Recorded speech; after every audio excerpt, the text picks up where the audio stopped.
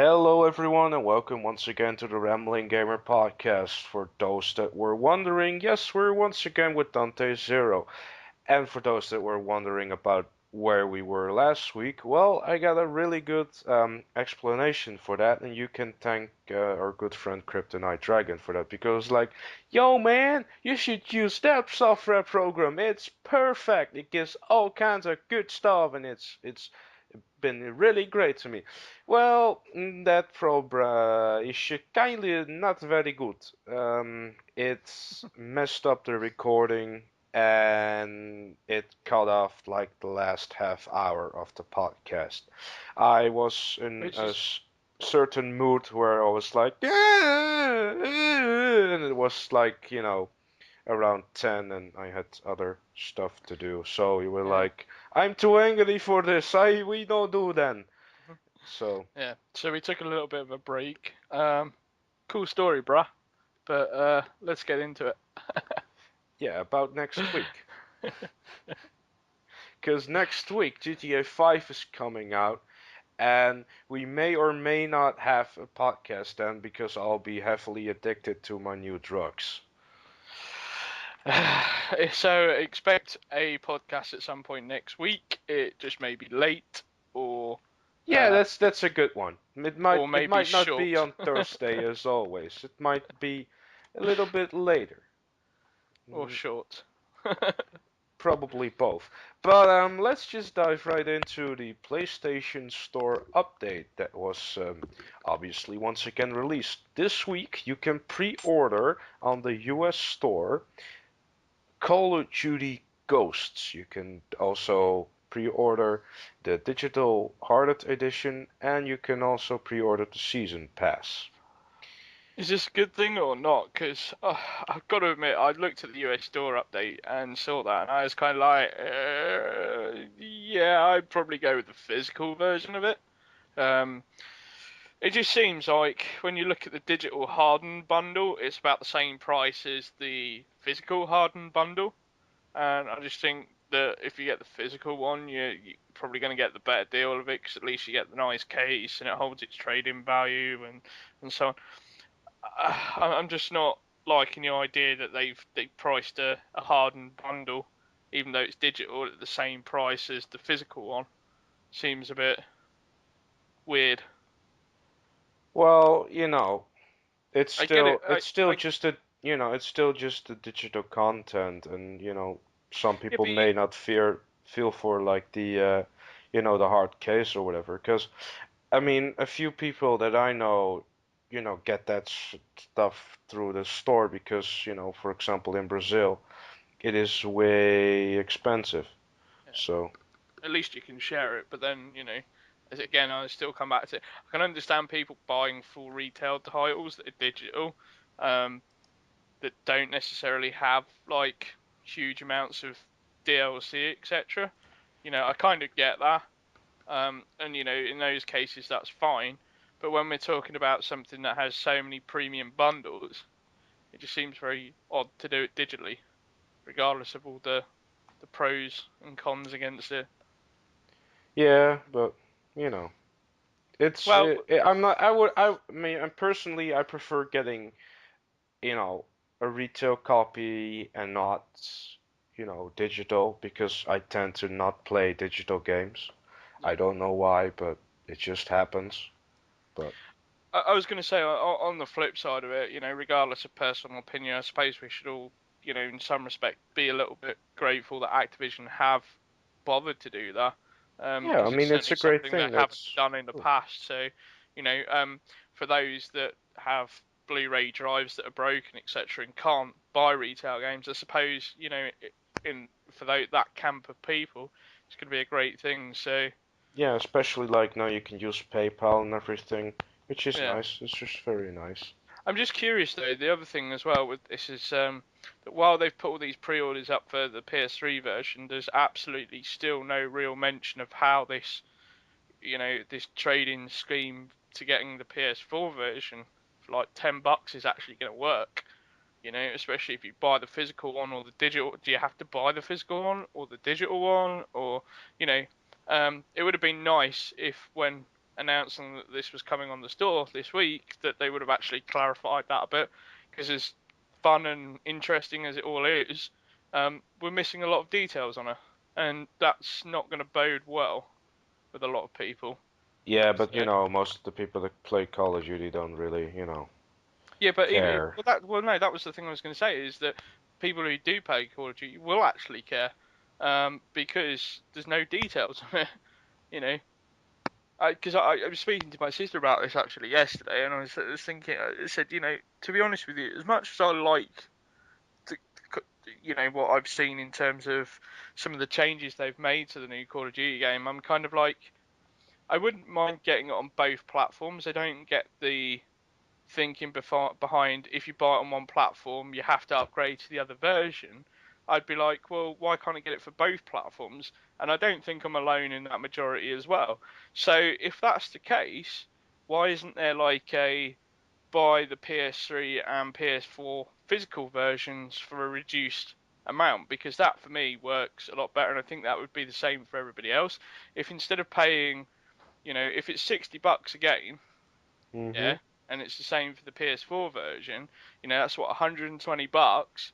If they said you could have both versions for $100 or $90, I think that would sell a lot more copies. Yes. And it's not like they wouldn't make the money back either. I mean, it is Call of Duty we are talking about. Yeah. So I don't know. Activision need to clarify that a little bit. It's a good start though from being able to put this out on pre-order. But I will just say this: before we move on to the other store stuff, I'm kind of confused as to why that pre-order still hasn't come up in Europe. Yeah, but Very it's odd. no, but it's Europe. I mean, we shouldn't even be bothering to talk about that because, it's just a simple explanation. It is Europe. Yeah. Okay, fair enough. I just thought I'd put it out there, but you're right. It is Europe, so there is no other explanation. Um, Speaking of so, things that Europe probably is not going to get as well is NHL 14. are you sure about that?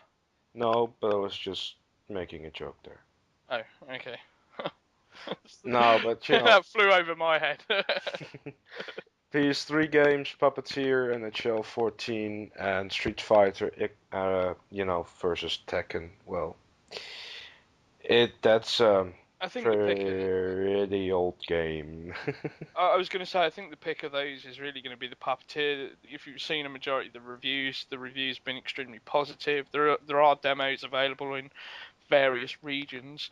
I know that our news team have picked up a copy, and we'll be having a review for that in the next couple of weeks, because we want to make sure basically we do the job properly. But the Puppeteer for me is probably the highlight, if anything, of all the store updates this week, because it's seldom rare that Sony Japan actually do big retail titles, with the exception of maybe Gran Turismo. A majority of their stuff tends to be like smaller games, smaller downloadable games like Journey and stuff like that. So it's kind of nice to see the um, SCEJ have actually come out with a big retail title that's released in all regions, and while it still keeps its Japanese quirkiness and strangeness to it, it's very much a Western orientated game, and I think that's why people are responding to it really, really well.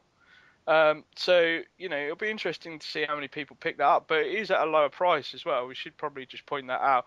One of the things that they talked about with in the months to releasing the Puppeteer is that just because they were reducing the price, it doesn't affect the quality. What they actually wanted to make sure is that if they're going to release this retail game, they want it to be affordable, accessible, and because the game is accessible to everybody, they wanted to make sure the price was accessible to everybody, which is why they've actually done it as a $40 game, as opposed to a full $60. So although pricing should never really matter, it should be the quality of the game. It's kind of nice that they've done that and recognised that. Yeah, finally they're listening. Yeah, it's just a shame that Sony themselves can acknowledge the correct pricing for digital content, but the third-party publishers can't. So, but that's a rant for another day. Right. Yeah. Then there are PSN games. Yeah. Yeah, I don't think anything Hunter's stands. Trophy 2. If it was Trophy Hunter 2, we would be all over that, but I it's don't not. think there's anything really sort of in terms of the PSN games that really stand out. I mean, I read the concept for Sanctum 2, and that sounds okay. Um, I'd probably reserve judgment until I've had a chance to try that. But I don't know. I think the one that really stands out for me in terms of PSN games that launched this week is probably Dragon Fantasy Book 2. I've seen a lot of people getting excited about this game, a lot of positive reviews. It's cross-buy, so if you buy it, you get the PS3 and the Vita version, which is great. And if you've got PlayStation Plus, you get it for even cheaper. But yeah, Woohoo! it's definitely, from what I understand, it's one of those PSN games that will eventually get the recognition. Although it's a bit of a slow burner to start off with, in terms of not too many people know about it. It probably get to be one of these games that people, when they talk about PSN, will go, yeah, you should really enjoy PSN services because of games like this, and this. So yeah, I think that's probably the standout one in Yes, terms of yes. PSN games. And obviously for the Vita, we've had the distinct advantage of having a week head start on the Americans, but they finally got Killzone Mercenary this week. You want to tell people a little bit about that because you've played it more than I have. Yeah, I've played it for a good while. I've beaten the story in like 3 hours and 15 minutes, and the multiplayer is a mess. Because I get disconnected. Mess. Yeah, I get disconnected all the time. I barely get into any matches. And when I do get in the match, when Is that I never finished a match, even though I'm, actually with a full signal. So that's kind of is annoying. that is that So I pretty much pre-patch, or 1.1. there's been another patch since then though, isn't there? Not as far as I know. Yeah, it's about a gig. No, that was the first one, 1.01. Oh, okay. So Hmm. it's a shame because if you do get to play it, you get, extremely annoyed by the people that find it funny to use nothing but the Vanguard system all the time. Annoying. But you know, I'm guessing that's going to develop over time, and a lot of the problems are will get resolved with that. This is a big game for Gorilla Cambridge. What I will say is that we talked about this on one of the previous shows that we did, and that the Killzone Mercenary multiplayer has a lot of potential in it, and it is different. So once some of these problems get solved, hopefully the things that make that multiplayer stand out uh, are really going to appeal to people, because I genuinely think that they're doing something different with the multiplayer in that respect. But you know, just coming back to the single player campaign for a second. I mean, as you say, you've beaten it um, in a quite a short amount of time, I would probably say. But I'm still working my way through it, and I have to say, I'm still mind blown by it. It's so pretty on the PS Vita screen. It's unreal. I showed my nephew. Probably shouldn't because of the age rating, but I showed him yesterday, and he was like, "Are you playing a console version of Call of Duty?" And I was like, "No, playing Killzone." He's like, "Oh my god, but it looks like a console version of Call of Duty." And I know that's probably the worst example to pick, Yes. Call of Duty, but the point is he couldn't necessarily tell the graphical difference between the two. Um, I don't know. What do you think? Do you think this is quite a pretty game in terms of the Well, it physics looks here? it looks good and it plays okay because it feels a little bit sluggish from time to time. But when you turn the sensitivity all the way up, it's a bit better. Yeah. But yeah, In terms of, well, it's fun the first time, but when you do like because you can play the missions like three different ways, yeah. like stealth and demolition and the other one which I forgot. It doesn't really have a really big replay value in my opinion, because if you played the mission once, it's not really. Well, I don't know. I disagree with you in that, in terms of where I've played. Obviously, as I say, I've not played it as big as you, as much as you. But I recognise the levels are quite big, and there's several different paths you can go through in terms of those levels. You'll still eventually end up at the same destination, but it's kind of nice that you can approach how you want to play it.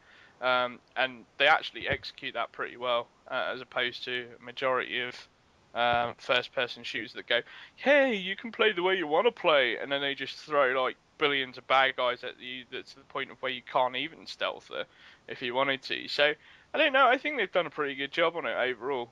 Would you say it's worth the price of admission? Well, I think it is worth like what is it, $36? Because it's not a full Yeah, price. I would say it's worth like that price, but if you would have to pay 60 for it, no. But no. if you had the chance, you would get cheaper, then it's even worth it. I think it's more like a 20 euro, dollar kind of game. But that's my opinion. I mean, it's a short game, and the replay value isn't really there, and I got frustrated with the multiplayer really fast because of, I was going to say the replay value would be in the multiplayer itself, obviously when it's working. So but if it's it's not not working working, at the so moment, then there's no if it's not replay working, value. if it's So not working at the moment, there's no replay value. You're absolutely right, but I wouldn't necessarily just dismiss it on that basis. I'm not I'd say dismissing it. I'm just saying that if you want to get this game, wait for the next patch that might fix the multiplayer. yeah. Because And I make sure have you got barely plenty. played the multiplayer because of the connection issues. I mean, it took me like 30 minutes to actually get into a match. And then when I finally was in a match, it was just, disconnected within minutes. And during the time I was actually playing it, I got killed by Vanguard systems all the time.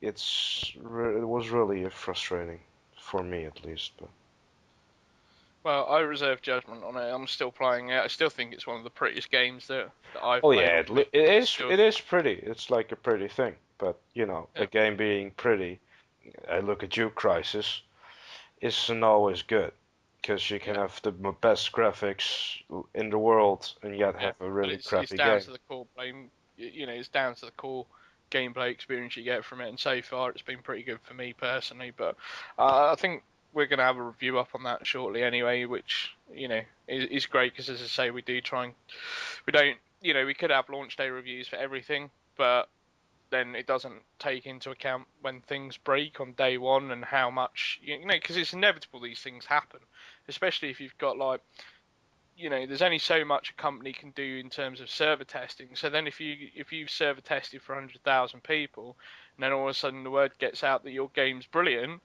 and it actually sells 1 million copies on day one, as we discussed with the Final Fantasy issue, there's no way that publishers and developers can anticipate just how popular something can be grow in a space of 24 hours. I think they know when they have a winning product, but they can't always plan for certain circumstances. So with Killzone Mercenary, we'll have a proper review up at some point on our website of that, and hopefully those issues get fixed. So we'll say this though: if you are intending to purchase it digitally, make sure you have lots of space on your memory stick because it's like 4 gig. I think to download it, and then you've got a 1 gigabyte patch. So he's going to take up 5 gig. So you may be better off picking up a physical version of it as opposed to a digital one. Yes. So let's move on. Yeah, Um, there are bundles. You can buy I'm liking Call of these. Duty Black Ops bundles. You can buy Black Ops 1 and 2 in one bundle, and you can buy the Call of Duty Modern Warfare bundle, where you get all the Modern Warfare games. Well, that's a waste of money, because all those games are hacked. There's only one game that is not hacked in the Call of Duty series, and that's Black Ops 2, and that's a really bad game. So, how about you save those 30, no, $80 and buy something that's more fun? I don't know whether to agree or disagree with you on that. I can see the logic in what you're saying. I don't know. I mean, ignoring the Call of Duty thing for a side, you know, I'm kind of liking what the American store is doing with these kinds of bundles. It's kind of like a game's been out a couple of years.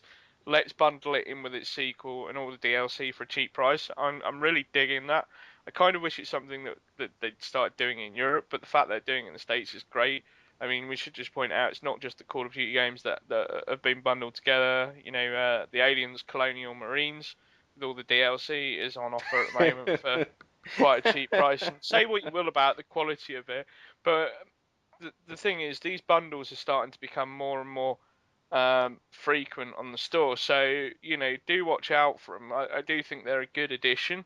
I hope it's going to be something they do regularly with not just like the Call of Duty type games that they know they're going to sell, but things like even obscure games that have lots of DLC, um, but won't necessarily be considered popular. Things like Dead or Alive. If someone put together a Dead or Alive bundle that had all the DLC for a reduced price, I think a lot of people would actually look at that and maybe pick it up that wouldn't normally. So, fair play to them. I think it's a great way to actually encourage more people to purchase things off the PSN, and you can get yourself quite a nice deal in the process.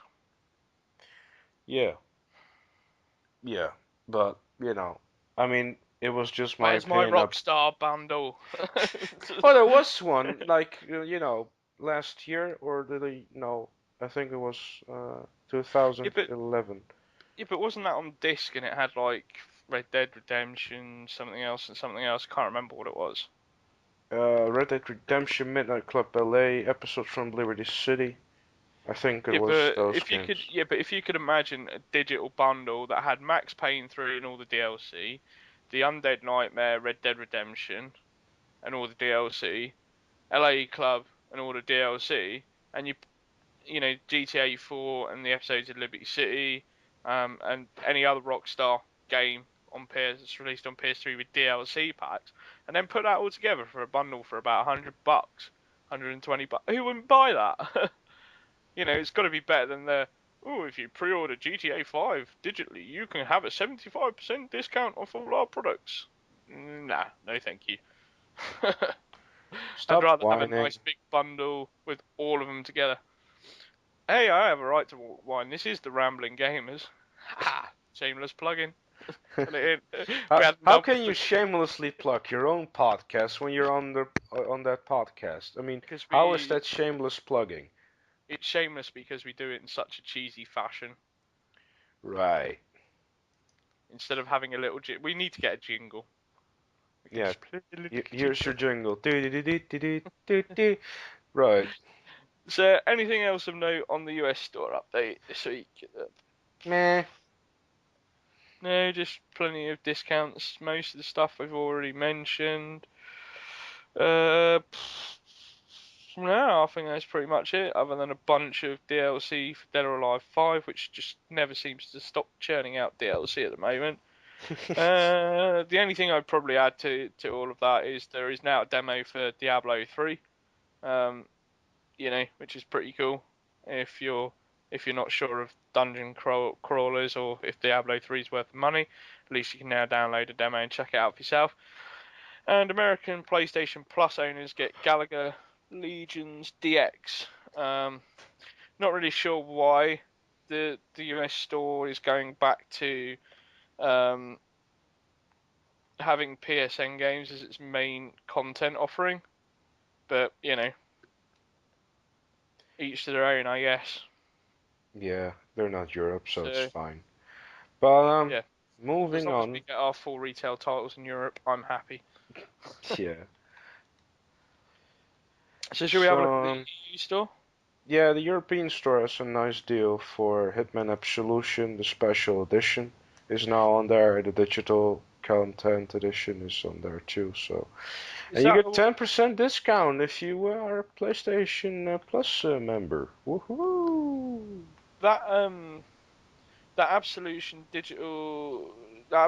Special Edition, which is I think the bigger one? Is Mm-hmm. that the one that comes with all the DLC and a copy of Watch Dogs, Sleeping Dogs as well? I don't know, Yeah, probably need to look at that because I know one of the Hitman but special still, deals it's had the 25 euros or 20 quid, which is a yeah nice one. It's yeah nice, very no, nice. that is a good deal. Very Right. good game. So Then on the PS3 games, I see something called Kickbeat, and I've seen you be very excited about that, Dante. Yep, got it in my Please, hands tell to us more. yesterday. Oh, Got it in my hands yesterday. Sadly, PS3 version 1 isn't up for download yet. There seems to be some issue with that. Zen are looking at it as to why it wasn't published on the store. So do bear with them on that. It is a cross-buy title. So if you buy the PS3 version, you get the Vita version and vice versa. I've actually been playing this on the Vita version all day. Anybody that follows me on Twitter will probably see some of the silly tweets that I've been putting out. Um, you I'm always absolutely post silly things, Dante. yeah, but not like silly things. But I've been posting silly things like this because I was kind of like early today. I was sat in Starbucks and I had my headphones on and I was playing Kickbeat, and then Papa Roach's Last Resort came on into Hmm. the game, and I was like having a right blast doing all the combat with it and trying to follow the tune on it. And I was like, I really wish I could just take my headphones up, plug it into the speaker system, and do this because it looks awesome. And it actually feels quite epic when you're listening to a really good tune and you're playing the game. So I don't know. At the moment, kick beats for me, I'm still sort of working my way through it, but it's actually, if anybody's read any of the stuff that I've actually written on about Kickbeat recently, I have high expectations for this game, and so far it's fulfilling all those expectations. It's a lot of fun. I think it will appeal to everybody who likes music, and you will have a lot of fun of it. And there's a lot of laughs to be had with the story mode as well. I will say that there's a lot of kind of in-game musicy type jokes. And once you beat the story, then you can load in all your own tracks as well, which is one of the features I'm super excited about. So I'm kind of looking forward to doing that a bit later today when I beat the story. But is it worth the £7.49 to get both? £7.29 to get both versions of it? Absolutely. I mean, it is a Creative Zen game, and so far I don't know Creative Zen have ever done a bad game, and they really have. Um, they've filled a gap that needs filling, really, which is more rhythm-based music games on PlayStation and PS Vita, and it's just such a great game. Love it. So go out and buy it. It's an absolute pick. I would have said to people, go out and buy it last week, but it only came out on the US store last week. For some reason, there was a week's delay, but now it's available to everyone. Make sure you go out and buy Kickbeat. You'll love it. Yes, yes. PS3 demos, Diablo 3, FIFA 14, and Pro Evolution Soccer 14. Any interest Uh, in that then? I've got a fleeting issue with Diablo 3. I wouldn't mind picking that up at some point. I do think the pricing for it is a little bit off-putting, especially for something that's been on PC for a long time. I know it's optimized for PlayStation, but it's alright. This has been out on PC for a really long time, and I'm kind of, well, yes, you brought it to console, but do you need to whack a premium price on it? And because it's Activision, it's not only a case of we're going to whack a full retail price on it because it's digital, we're also going to charge you a bit more for it. Yeah, no. So that's the only one I would probably pick out. I just, in regards to the Pro Evolution Soccer thing, they are so far behind EA now these days. Say what you will about EA and the dodgy practices in sports licensing or whatever, but FIFA is getting it right in a lot of areas. Pro Evolution Soccer isn't even getting it right on the basics, and it's a massive fall from grace. And even Konami probably admit they've missed a few tricks. Like it's not even getting a PS Vita version, Oh no. Oh which is, no! is weird because if you're trying to compete with EA in one of the world's most popular sports type games, you're going to want to push that out left, right, and centre. I mean, for anybody that thinks I'm just talking crap here, right? Go and listen to somebody on the Pro Evolution Soccer blog or something like that actually works on the game and listen to the kind of tone and attitude they take with their product. They don't give a damn. They genuinely don't.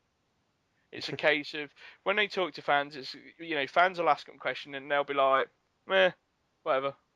can't do anything about it, so we're not gonna. That's not the attitude to take if you're trying to really get involved with your community, take the feedback, and really develop a premium product. And it's quite obvious the change that's happened with Pro Evolution Soccer. It used to be the case of where Pro Evolution Soccer led the way. Now it's going backwards so fast, it's unreal, to the point of I can genuinely see Konami dropping this product at some point, Yeah, unless they you know really what's give it a kick up ironic? the bum. Pro Evolution Soccer used to be the thing Oh yeah, above absolutely. FIFA, and now FIFA took over. Yeah. It's interesting. Well, you're right, because it is interesting that Pro Evolution Soccer led the way. Right, every year it was the best possible football game you could buy. And EA recognised that and, stepped up to the plate and put it into another gear, right? Since then, Pro Evolution Soccer have not even bothered to step up at all. It's not like, right, EA are making an awesome product. Let's see how we can outdo them. And I don't know if that's because they've not been given the financial resources and the backing and the product faith. I just genuinely don't know. But for some reason, Pro Evolution isn't even stepping up to wanting to compete with EA. It's kind of like, well, we've got a core fan base, and we know we're going to sell 500,000 copies of the game every year, so we'll be okay with that. And it's not, and that's not the Pro Evo we all grew up with. Yeah, I never really like played the soccer games. Hmm. Soccer, Catering, soccer, catering to the American soccer. audience there. The real football America, experience. America. But yeah. I mean, I've bought FIFA 12 out of boredom. Never played it. But yeah, that's me. Yeah, but the thing is, even if you're not a football fan, you can, even taking some Soccer. soccer. I'm going to say football. I think it's clear that I'm British. We play football as football's meant to be played, foot and ball. So, yeah. Anyway, I Soccer. won't rant about that because I might offend people. But, but anyway, I think even if you're not a football soccer fan, you can see the contrasting differences. And if you don't believe me, there is a demo for both games on the store. There's a Pro Evolution Soccer demo and a FIFA 14 demo. Go find out for yourself, and you'll see what we're talking about. But download both demos and do a contrasting compare yourself, and you'll see exactly where I'm coming from. Listen to the man. He pretends to know what he's talking about. I Uh, love football. soccer. But yeah, that is pretty much it. Yes. Well, other than the Vita game stuff, obviously Kick Beats is on there. Rayman Legends finally gets a Vita release in Europe. It was delayed a little bit, but now it's here. And there's a couple of PSN games for PS Vita that people might want to check out. Abs Animals, and one's kind of if anybody remembers the PSN game Zuma, Sparkle's a bit kind of like Zuma. Um, just in a different sort of skin and coating. So if you like that kind of game, check it out. As for Abs Animals, I have absolutely no idea what that game is about. I'm assuming animals. It's only £4, so at some point I'm probably going to pick it up just so I can actually find out what the hell it is, because I have no idea. But yeah, I mean, Yeah, sure. there isn't really anything else of note. No, it's PlayStation mobile games that nobody plays. But yeah, you get free DLC for Grid 2. Yeah, the Demolition Derby pack. Woohoo. Okay, moving on. I was going to say, does anybody care about Grid 2 anymore? So, I don't know. no, I don't either. Hey man, maybe some of them Grid 2 fans out there be like, yo, I want some free DLC, dog. Yeah, but So I think, yeah, well, I don't know. It's kind of like the fact that it's. Put it this way, I hadn't really even seen any news articles about the fact that Grid 2 is getting free DLC, which, kind of reinforces my belief that Codemasters just don't really care about their products unless they're actually just putting them on the shelf. As soon as they're on the shelf, it's kind of like, yeah, we might release stuff for it later. We don't know. Go buy a game now. You know what I mean? It's like there's no follow up and there's no improvements. There's no regular patching or anything like that. So, I just wonder if anybody really cares about Grid enough to even be bothered about free DLC. Yes. Right. Moving on to something major news. There has been a new PS Vita announced, which is only coming to Japan. Surprise, surprise. Hi, we are Sony. We're struggling to sell PS Vita, so we're going to only sell it in Japan. I'm gonna interject there. It's only been confirmed for Japan yet. They haven't actually said whether or not they're going to be bringing it to the West, but I imagine at some point they will. Yeah, but it's probably gonna take like 2 light years. Yeah, but the thing is, in the meantime, it means that there's still renewed interest in PS Vita elsewhere. Because don't forget, we've only just got the price cut after E3, so you know. Yeah. Oh, it's something. I mean, it looks cool, but Well, go through some of the changes they've actually made to the Vita because you know the current Vita is itself. You and I both probably agreed that that is a damn good handheld console. oh yeah, but there are no games. But it's not perfect. There are improvements, and it seems that Sony have taken that upon themselves to make some improvements to it. So, what have they done with the new 2000 model? Oh, they made it smaller, they made it lighter, they, more battery life by an entire hour. Whoa! It's just, I think that actually does make it a bit of a difference. One of the things I did see though is that even though the console itself is smaller and thinner, it's actually still the same screen size, yay, which is actually pretty impressive. Um, yay. and I've seen a lot of bad reaction to some of this in the West. Actually, the screen on the new Vita 2000 is actually LCD as opposed to OLED. Um, and people are like, well, it looks sharper with the OLED. Um, yeah, it looks sharper, and I wouldn't say it necessarily will make a difference in terms of sharpness. I think where it will make a difference is how many colours and how colourful it will look. It won't probably look as colourful on an LCD screen as opposed to the OLED, Yeah, I but don't get that. you're Why still would gonna you get go you're from, still gonna get the same gaming experience. You're still gonna have your mind blown with a Killzone or an Uncharted game or a Gravity Rush game. You're still gonna get them performing at the same graphics. It's just the screen isn't going to be as bright as it is now. There, I genuinely wouldn't believe that Sony would release a revised version of a handheld and then completely mess it up the screen to the point of where it looks worse graphically on average as opposed to the older model. I yes, just think the difference is essentially going to be the colors. I think the sharpness and all that will still be the same. I don't think that'll be an issue, to be honest with you. But I tell you what, I'm kind of intrigued by is this. I'm still not sure I fully understand it, but this 1 gig inbuilt memory, because I've heard conflicting things where it's actually it will ship with a 1 gig stick, or it'll actually have 1 gig built into it. I actually think whether it ships with a 1 gig stick or it's built onto the Vita's memory boards, etc.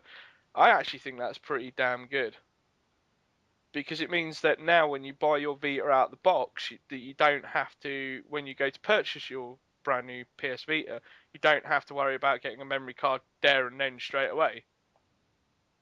And I yes. know a lot of people had that confusion when it first released in Europe. It was kind of like, I've just spent £300 on a Vita. Now you're telling me to actually play anything on it, I've got to have a memory card. And so then, the retailers going, rubbing their hands going, yes, you must have a memory card. And it's like, yeah, no, Give I'm me glad more they've of the manies.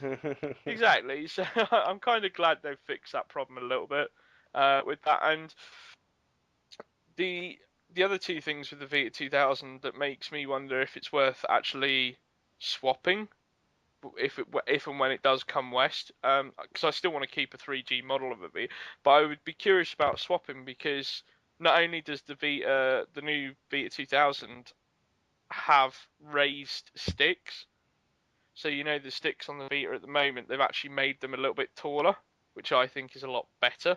Yes. They've also implemented mini USB connections, and for Woohoo! those that don't know, at the moment the current PS Vita has its own dedicated connectors. Mm-hmm. If it has mini USB support, i.e., for the charger, that could work quite well for those that also want a video output as well. As in record gameplay. Exactly. Because if Woohoo! you've seen some of the cables that are available that are custom cables, you actually have to send your Vita off to the company. They then put in a mini USB thing into your Vita. They actually break your Vita apart, put it in there, solder it, wire it, and then give you the cable to do it. Now with the new Vita having mini USB, it cuts all that crap out, which is great because then it means we can't be charged $500 for a video out cable. Yay! That have to send our Vitas off to dodgy things. So I don't know. I like the concept of the Vita 2000. I think it's going to be a lot more successful. I think it's a clever move on Sony's part in the fact that they've taken the feedback from everybody that's got a Vita at the moment. They've implemented that into this new model. Yes, there is a small sacrifice in the OLED screen, but with the momentum being with Sony's PlayStation 4 and how Vita is going to work into that life cycle, this is kind of like the first proper launch of the Vita in Japan, if that makes sense. Because when the first launch happened, it's like Japanese people were still kind of skeptical of the Vita, and it's now a case of where they can see how far the device has come, they can see how important it is to Sony and how it fits in with the new next generation experience, and now that they're releasing a newer model at a lower price point, etc., with all these brand new features, it's just going to the buzz for it's going to be huge. So I actually think this is actually a really clever decision. I know some of the people that commented on Amy's article earlier this week. For those that don't know, Amy is A Parker on our site. She joined us on a podcast a few weeks ago. She'll probably be joining us again in the future. But people were sort of in the West were kind of scratching their head, going, "Well, why would we want a new Vita?"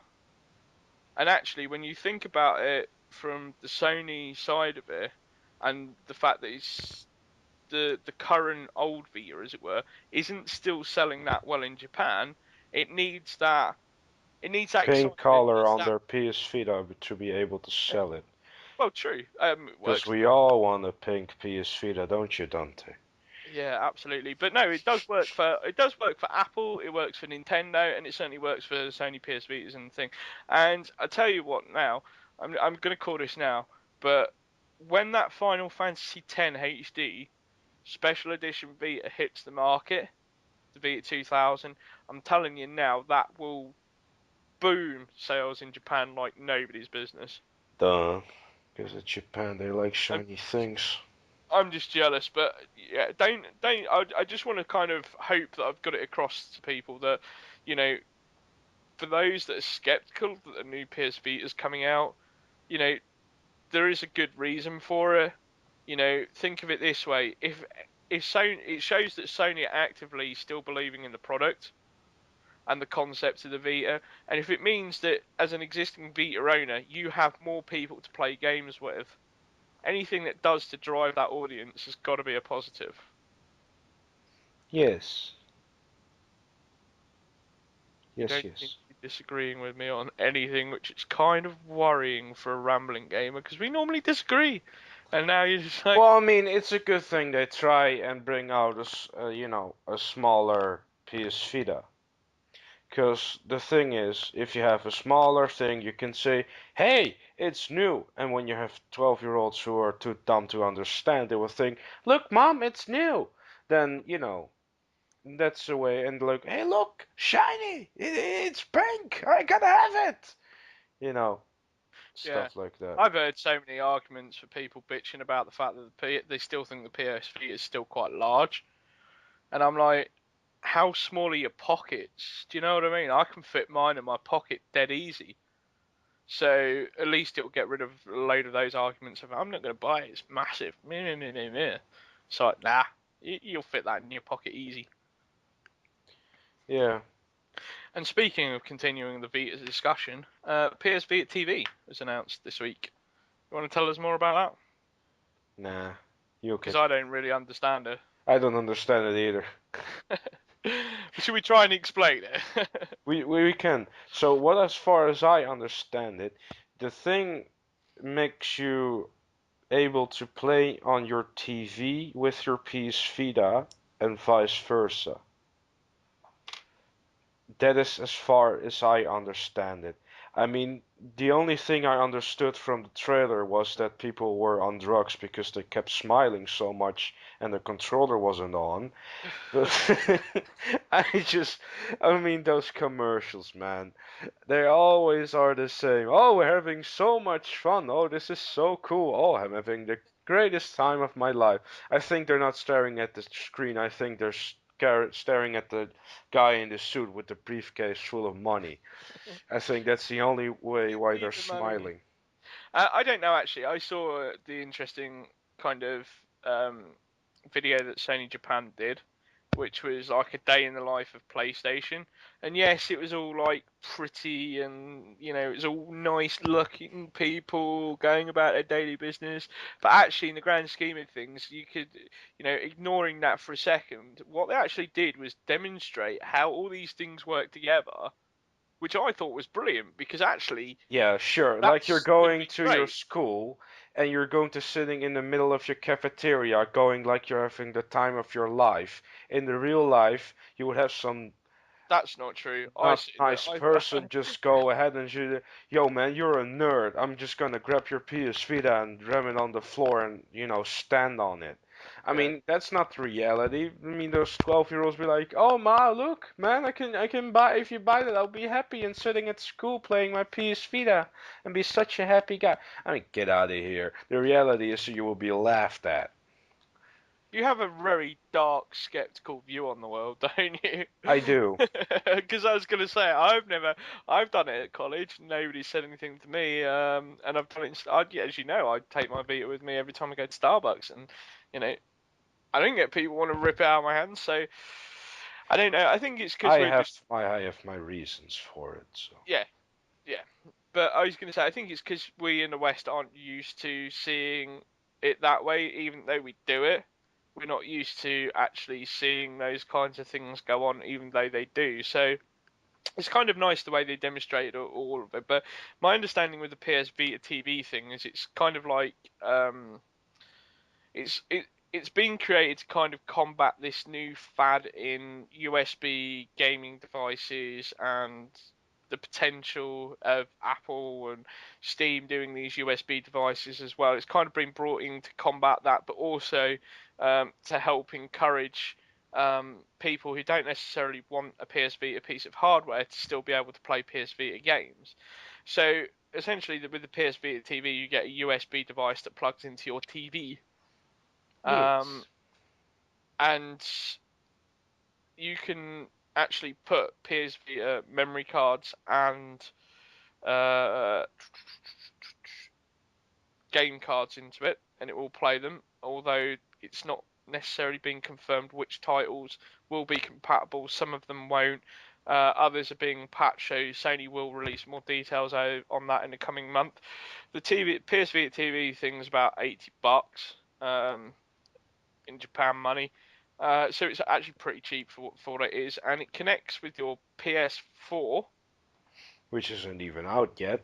and your DualShock 3 control pad. So essentially, what it means is you can take that with you. So if you're traveling and you stop at a motel overnight and you've got your DualShock 3 and your PS Vita TV thing, you can just plug it in and off you go. Do you see what I mean? And so I can kind of see the value in that a little bit. But I think the other thing as well is it's worth bearing in mind is imagine you have, uh, if we talk about the stereotypical living room for a minute, if your PS4 is the center of your living room and people want to watch stuff on their TV via their numerous digital boxes, etc., but you want to play PS4 or Vita or whatever, yeah, you can, instead of unplugging the PS4 and then moving it into another room, you could essentially take the PS Vita TV device and use that to connect with these devices in another room on another TV set, which is great and very convenient because Yes. it means you don't have to unplug everything, don't have to move everything, don't have to reset up the Wi-Fi things, etc., etc. I don't know. I think a lot of us are skeptical because we still don't really get it. Yeah, Um, it's not really been explained very well, but oh well. yeah, I mean, from what I understand in terms of the concept and the images that I'm seeing, it looks like it could be a really cool, handy, cheap stepping stone for a lot of things. But I need it explained in more detail. I need the details to explain that concept more and thinking and how it will work and is it idiot proof? Because let's be honest, not everybody is technically adept. So how is this going to appeal to those people that wouldn't necessarily understand the technicalities of it? Do you see what I mean? Um, Yes. so they need to do a bit more of that. But I mean, come on, this is Sony Computer Entertainment Japan. They're not the greatest explaining that kind of thing. No. SCEAR, SCER, sorry, Sony America are great at explaining things. Sony Europe are great at dodging things. Sony Japan are great at providing concepts without explanations. So, somewhere in between all those three divisions, I'm sure they'll work something out to kind of clue us into it so that we all understand it. But you know, it's not a bad thing to have that device in the PlayStation family, and I think we should all sort of be a little bit positive about it, even if we don't understand it. Because anything that gets people playing more PlayStation stuff's got to be a winner. If you say so. And the last bit of PS Vita news, and which is still bugging the crap out of me, and apologies if I do go on a rant about this, but the memory cards. We finally get a 64 gig stick. I have been bugging Sony about this for, well, since I got my Vita day one. I've said to them, I want bigger memory sticks. Because some of the games that you get download are like 1.4 gig, or, in the case of something like Metal Gear Solid HD Collection, if you buy the Metal Gear Solid HD Collection, um, you can't download the game separately. It takes up 6.7 gigs on your memory stick. And the fact that you can't download the, Metal Gear Solid 2 and Metal Gear Solid 3 separately if you buy the HD collection bundle is a pain in the ass.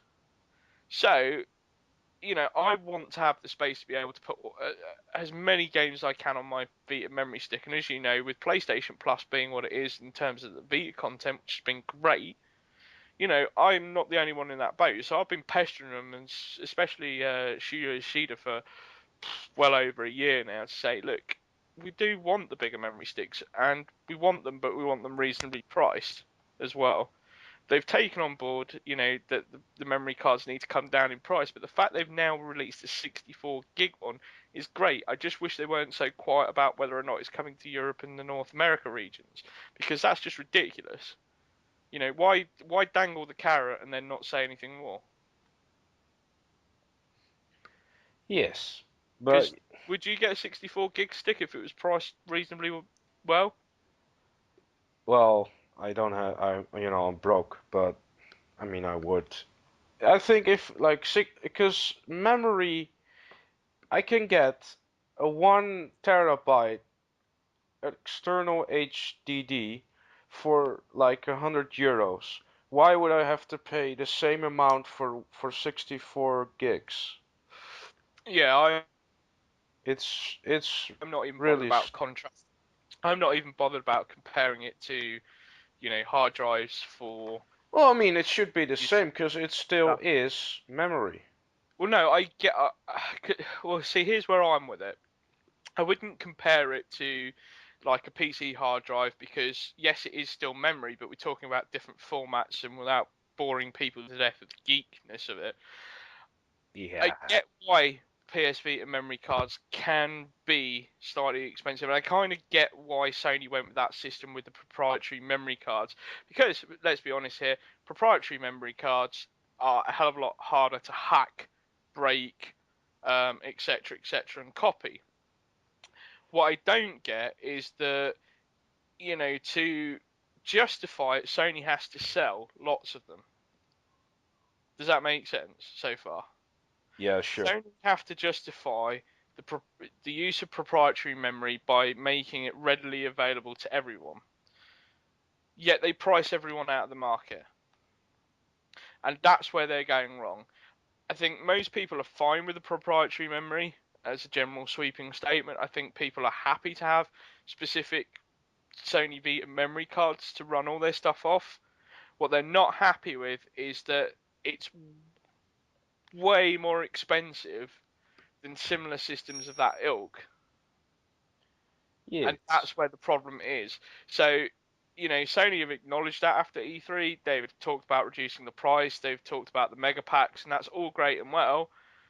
But as I say, we do want the bigger sizes, but they have to make sure they're not undoing the hard work they're doing with the reduction on the other memory cards. Because if you say to people, right, you can buy a 32 gig stick for now £40 or whatever, and then they go, oh, but you can get a 64 one and it's going to cost you £1,000. I don't know. I'll take the I know 32 gig, thank you. I know I'm exaggerating, but I do that to make the point. Is kind of like, well, you're kind of cannibalizing the sales of your own product then. So it's kind of like, well, you know, make it sensibly priced is what I'm saying with that, and it will ship out the door. And all this ranting and raving about proprietary memory will just be a long, long forgotten memory. But it's good that they've actually put that there for people that want it. So yay if it comes to Europe and Hooray! I think that pretty much covers up all the major news. I mean, we're still waiting for a lot of stuff to come out of TGS. I don't know what you guys are doing on your side in regards to TGS coverage. Well, we done the stuff that was announced by Sony, so. Yeah, But I we're still. think one last thing would be interesting, like how GTA 5 has a budget of $265 million. Yeah, we posted an article about that earlier this week, and I was scratching my head, and then I was thinking, well, actually, you know what? It kind of makes sense. Well, they already earned it back with pre-orders, so. Well, that's the thing, isn't it? I mean, but when you look at a game like Call of Duty, it takes what, maybe $50 million to make it, Yeah. and it makes $1 billion each year. And I think that's where people take issue with the Call of Duty series sometimes. From an outside perspective looking in, it's like, well, it only cost you 50 million to make it.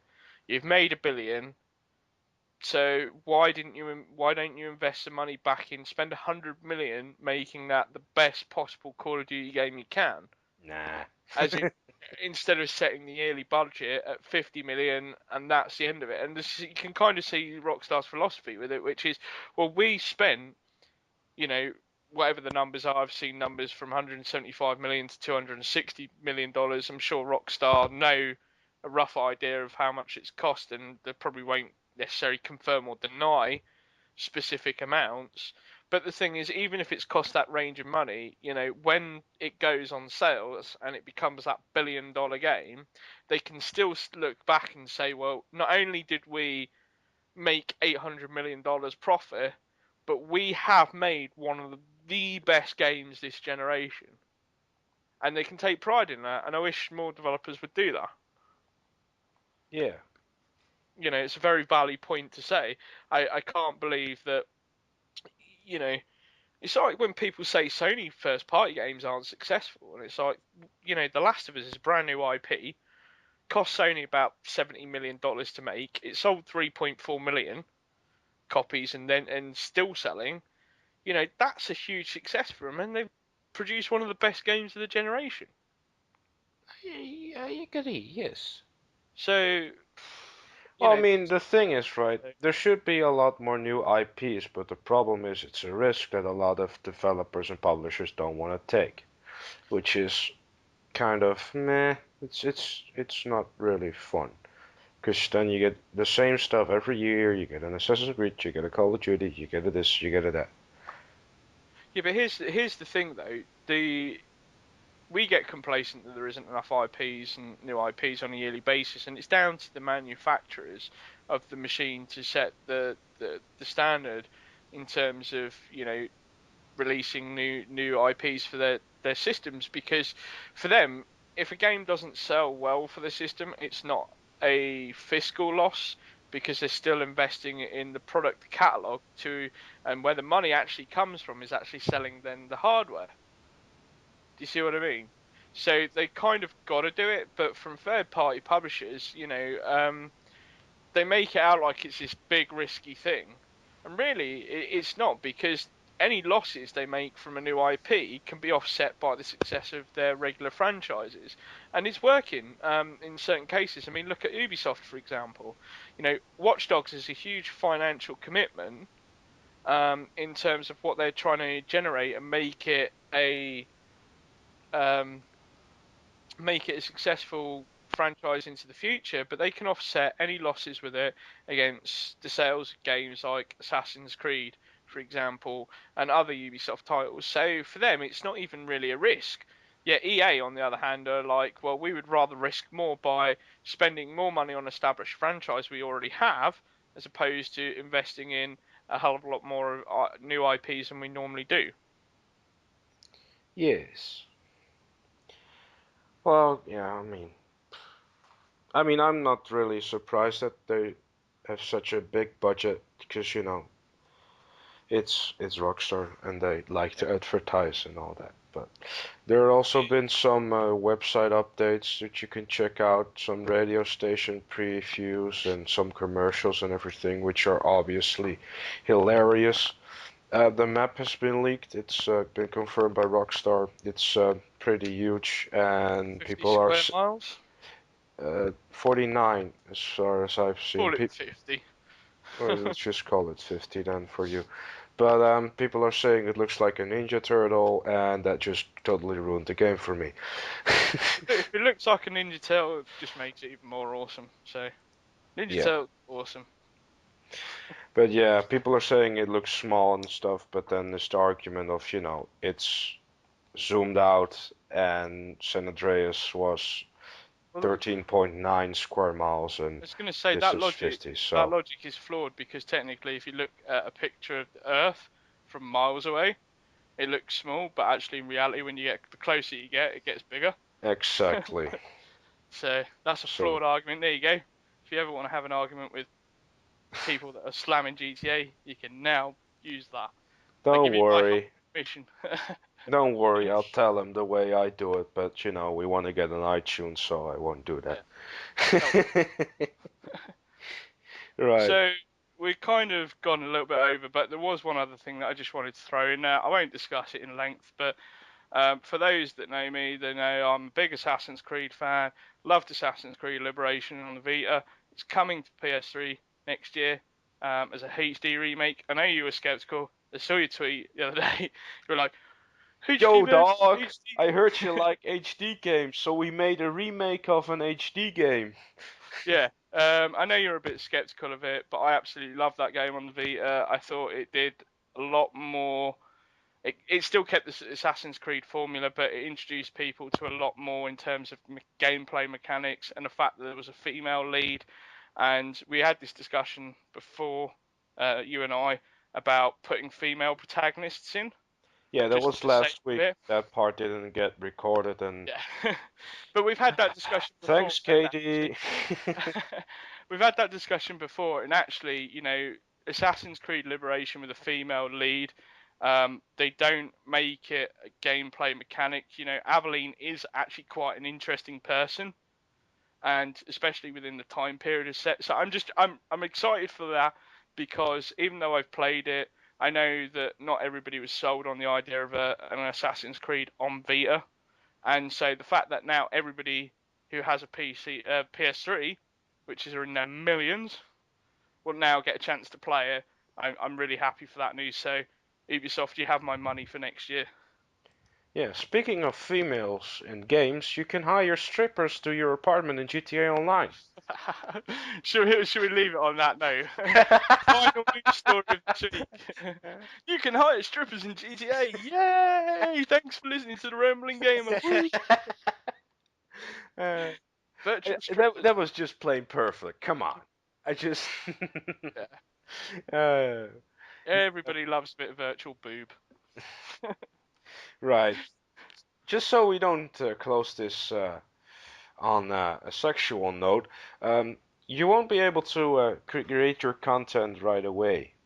So you have to level up a few, a few levels before you can actually start creating your own races and death matches because Rockstar wants you to get the feel for the game and get to know the game before you start making your. Word warning to those that were reviewing: Rockstar want you to play the game, not assume. Play the game. Yeah, so before you start making all your 1 mile kind of races so you can get your easy trophies, you come on, we both know that's gonna happen. Yeah. Well, I'll be It's making inevitable. races through the entire map. People be like, yeah, I'll just make a race of like 2 meters so I can get. We'll say I might actually save that for an episode of the Pod Station in terms of actual, like in-game content is such a huge thing now, thanks to the likes of Little Big Planet, where you can now find it in a lot of games. You wouldn't expect it to the point of where there are now games solely based on in-game content. And the funny thing with it is the idea is to challenge you to be as creative as possible. Yet the reality of it is, in practice, a lot of people just use it to get the trophy. Yeah, So been I, there, I done don't that. know, mate. That's actually a very good thing. I'm glad you mentioned that, and we'll probably do a pod station on that at some point because I think it's interesting to see if that actually adds any value to a game or not anymore. So thank you for that. I think that's probably a good place to end this week's Rambling Gamer, don't you? Yeah, let's end the Rambling Gamer podcast episode 4 with plugging the other podcast of TrophiesonPSN.com, Episode which, 4.2. yeah, just call it whatever, the episode that didn't mess up, I hope, because you never know. Anyway, I would like to thank you for listening, my dear friends, and I will talk to you later. Hopefully, I will be bothered to do another episode when GTA 5 comes out, but the expectations of that are very low. So, I think we shall say this has been the Rambling Gamer Podcast. Bye!